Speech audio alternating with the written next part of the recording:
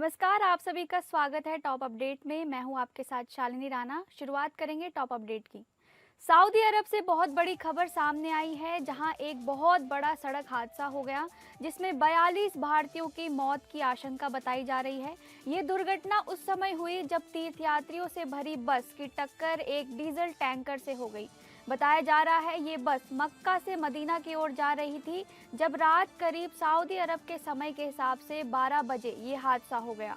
बताया जा रहा है कि बस में अधिकतर यात्री तेलंगाना राज्य के थे, जिसमें 42 भारतीय लोगों की मौत की आशंका है और काफी लोग घायल बताए जा रहे हैं।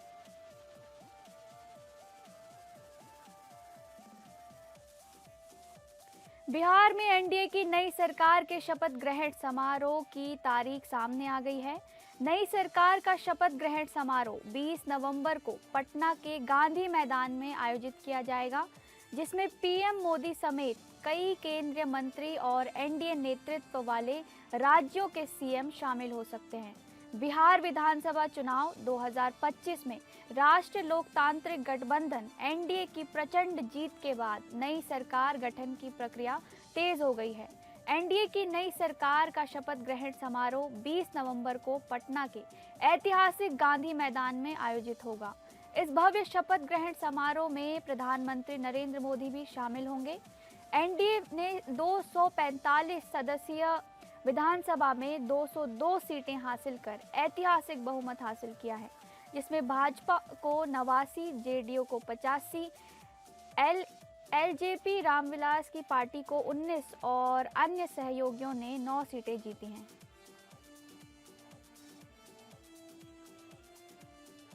बिहार चुनाव में करारी हार के बाद राष्ट्रीय जनता दल आरजेडी के भीतर बड़ा राजनीतिक और पारिवारिक भूचाल आ गया है। लालू प्रसाद यादव के परिवार के अंदर ये विवाद अब खुलकर सामने आ चुका है, जिसमें तेजस्वी यादव की टीम को सबसे बड़ा जिम्मेदार ठहराया जा रहा है। पार्टी की सीटें 75 से घटकर 25 होने के बाद से ही माहौल तनावपूर्ण था, लेकिन 15 नवंबर को ये तनाव तीखी बहस में बदल गया। सूत्रों के अनुसार लालू और राबड़ी देवी चुनाव अभियान में तेजस्वी की टीम के कामकाज से नाराज थे। रिजल्ट आने के बाद स्थिति और बिगड़ गई।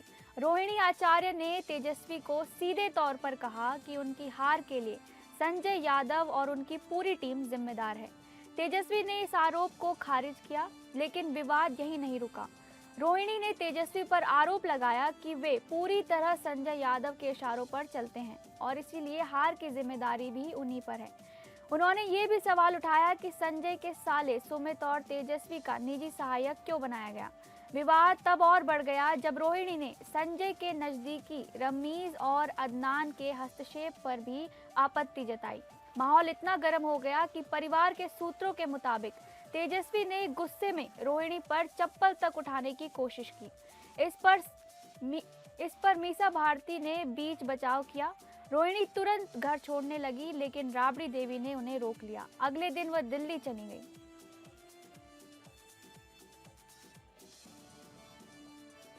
प्रवर्तन निदेशालय ईडी ने रिलायंस एडीएजी ग्रुप के चेयरमैन अनिल अंबानी को एक नया समन जारी किया है। ईडी ने अनिल अंबानी को समन जारी कर आज बैंक फ्रॉड मामले में पूछताछ के लिए दिल्ली मुख्यालय में पेश होने के लिए कहा है। ईडी ने समूह के खिलाफ मनी लॉन्ड्रिंग मामले में पूछताछ के लिए अनिल अंबानी को 14 नवंबर को फिर से तलब किया था। सूत्रों ने बताया कि पिछले समन के जवाब में अनिल अंबानी ने शुक्रवार को ईडी के सामने वर्चुअल रूप से पेश होने का प्रस्ताव रखा था, जिसे जांच एजेंसी की ओर से ठुकरा दिया गया था।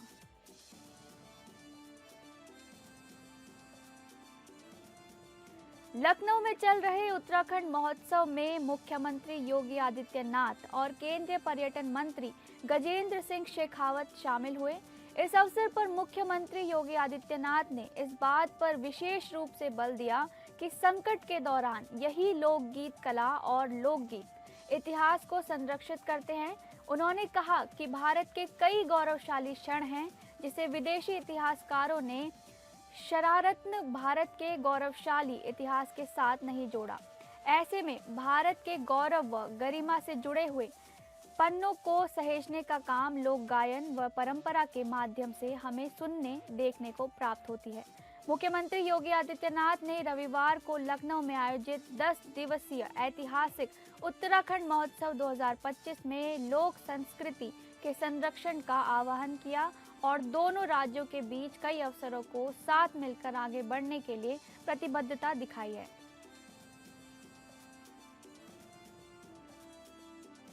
अफ्रीकी देश दक्षिण पूर्वी कांगो लोकतांत्रिक गणराज्य में एक दर्दनाक हादसे ने सबको झकझोर कर रख दिया। लुआलाबा प्रांत की एक कोबाल्ट खदान में अस्थायी लकड़ी का पुल टूट गया, जिससे भीतर काम कर रहे वाइल्ड कैट यानी अवैध रूप से काम करने वाले लोग बड़ी संख्या में नीचे गिर गए। ये हादसा इतना भयानक था कि खदान के भीतर कई शव दिखाई भी नहीं दे रहे थे। अधिकारियों के अनुसार 32 लाश निकाले जा चुके हैं और बचाव दल लगातार और लोगों की तलाश में लगा हुआ है। बारिश के कारण खदान पहले से ही पानी में डूबी हुई थी। ऐसे में मलबे में फंसे खनिकों को निकालना काफी मुश्किल हो रहा है। प्रांतीय गृह मंत्री रॉय कॉम्बो मायांडे ने कहा कि मौतों का आंकड़ा और बढ़ सकता है, क्योंकि कई लोगों का अब भी पता नहीं चल सका है।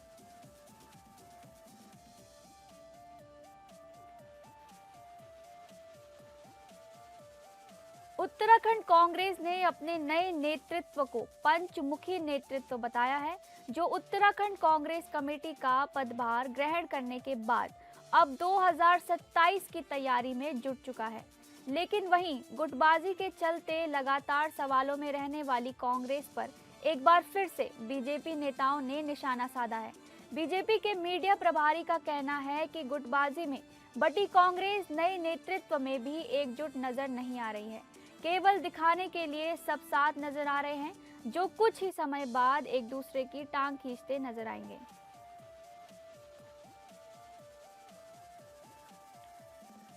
उत्तराखंड कांग्रेस के नए प्रदेश अध्यक्ष गणेश गोदियाल, चुनाव अभियान समिति के अध्यक्ष प्रीतम सिंह और चुनाव प्रबंधन समिति के अध्यक्ष हरक सिंह रावत के पदभार ग्रहण कार्यक्रम में कार्यकर्ताओं का जोश देखने लायक था।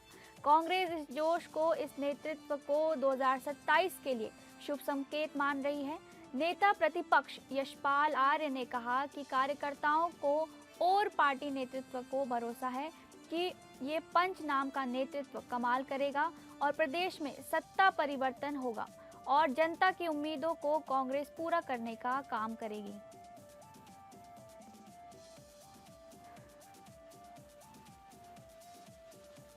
नए जोश के साथ उत्तराखंड कांग्रेस की नई टीम ने पदभार ग्रहण करने का काम किया है, जहां एयरपोर्ट से लेकर कांग्रेस मुख्यालय के मंच तक कांग्रेसी कार्यकर्ताओं की भारी भीड़ नजर आई है। लेकिन इस भीड़ को 2027 के विधानसभा चुनाव के दौरान वोट में तब्दील करना कांग्रेस के लिए बड़ी चुनौती साबित होगा। कांग्रेस अपने नए नेतृत्व को पंचमुखी करार दे रही है, जिसके नेतृत्व में 2027 का चुनाव लड़ा जाएगा। वहीं इन सबके बीच सरकार को घेरने के लिए मुद्दों की तैयारी भी कांग्रेसी नेताओं की तरफ से हो चुकी है।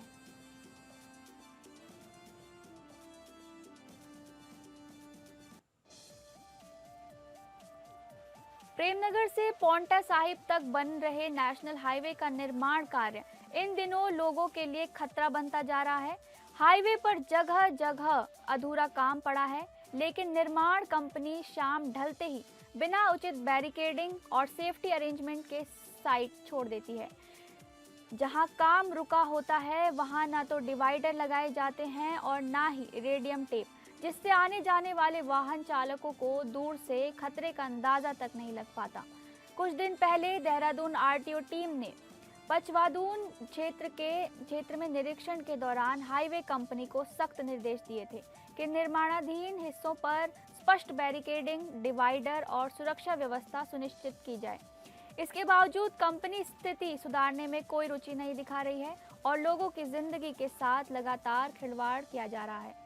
बीती देर रात सहसपुर विधानसभा क्षेत्र के ठाकुरपुर में इसी लापरवाही का एक और उदाहरण देखने को मिला। निर्माण कार्य बीच में रुका होने और डिवाइडर न लगे होने के चलते एक बाइक सवार युवक और एक महिला हादसे का शिकार हो गए। घायल युवक को स्थानीय ग्रामीणों ने तुरंत सुबार्ती अस्पताल पहुंचाया। गनीमत रही कि बड़ा हादसा होने से बच गया, लेकिन ग्रामीणों का कहना है कि अधूरे हाईवे की वजह से ऐसे हादसे कई बार हो चुके हैं।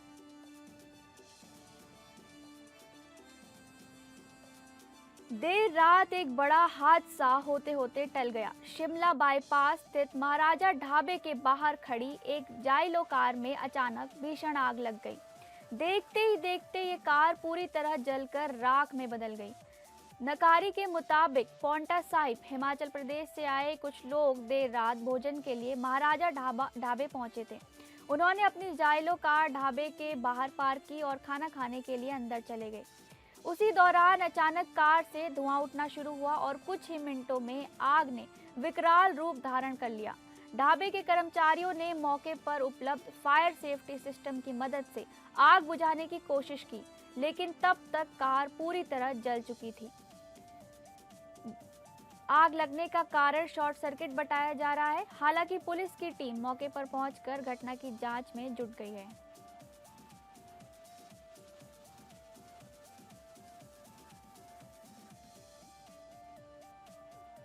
लखीसराय जिले के पुलिस कप्तान अजय कुमार के दिशा निर्देश पर कल दोपहर मिनी गन फैक्ट्री का उद्वेन किया गया। छापामारी के दरमियान कई आधुनिक हथियार एवं बनाने वाले औजार जब्त किए गए और सूचना को सत्यापन को लेकर लखीसराय के डीएसपी शिवम कुमार के नेतृत्व में एसटीएफ डीआईयू टीम तथा लोकल सूर्यगढ़ा पुलिस के संयुक्त छापेमारी के दरमियान 2 ट्रैक्टर, हथियार बनाने वाले सामग्री बरामद किए गए।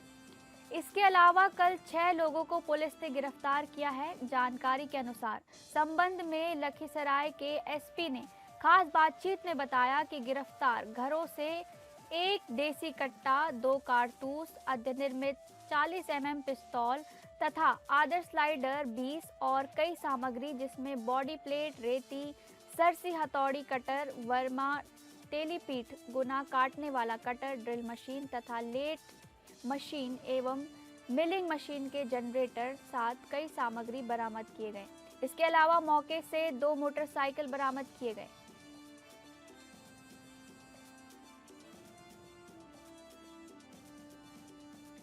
नवी मुंबई में कल रात से सीएनजी पंप पूरी तरह बंद हैं। अभी भी सीएनजी की सप्लाई बहाल न होने के कारण पंप शुरू नहीं हो पाए हैं। मिली जानकारी के अनुसार पाइपलाइन में खराबी आने से सीएनजी का प्रवाह पूरी तरह रुक गया है। इस वजह से नवी मुंबई के अधिकांश पंपों को गैस सप्लाई प्राप्त नहीं हो पा रही है। सीएनजी से चलने वाले वाहन चालकों को बड़ी दिक्कतों का सामना करना पड़ रहा है। कल रात से कई जगहों पर वाहन चालकों ने सीएनजी भरवाने के लिए लंबी कतारें लगाई हुई हैं।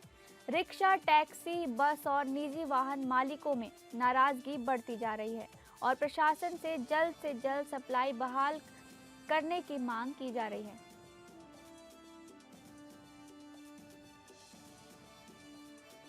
दिल्ली में नवंबर महीने में ठंड के पिछले 3 साल का रिकॉर्ड टूट गया है। 16 नवंबर को दिल्ली की सबसे ठंडी सुबह रिकॉर्ड की गई। पारा 9 डिग्री सेल्सियस तक लुढ़क गया। ठंड के टॉर्चर के बीच AQI भी गंभीर स्तर पर बना हुआ है। राष्ट्रीय राजधानी दिल्ली में ठंड अब प्रचंड हो चली है। ये पिछले 3 साल में नवंबर की किसी तारीख को सबसे कम तापमान का रिकॉर्ड है।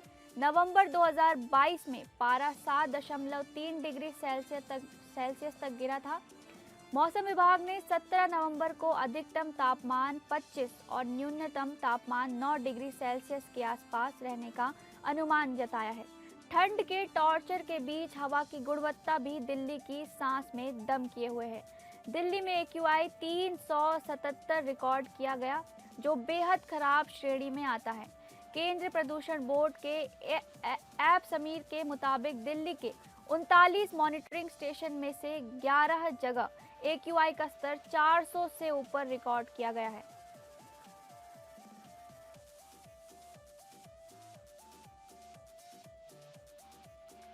हिंदी सिनेमा में यूं तो कई ऐसी फिल्में आई हैं और गई हैं जिन्हें जनता ने खूब प्यार दिया, मगर साल 1975 में आई फिल्म शोले हर किसी के दिल में इस तरह बसी हुई है जिसे कोई निकाल नहीं सकता।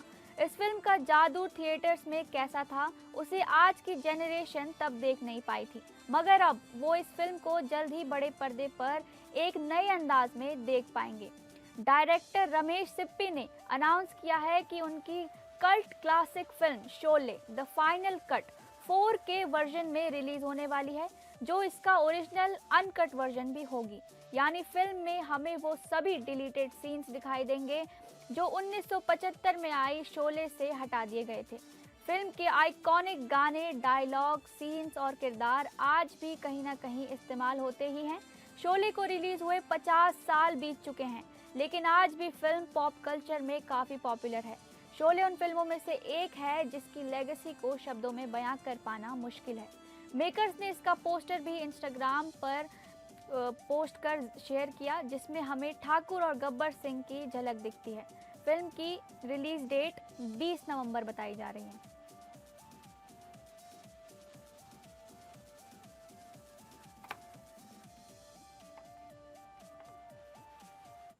फिलहाल टॉप अपडेट में बस इतना ही। नमस्कार।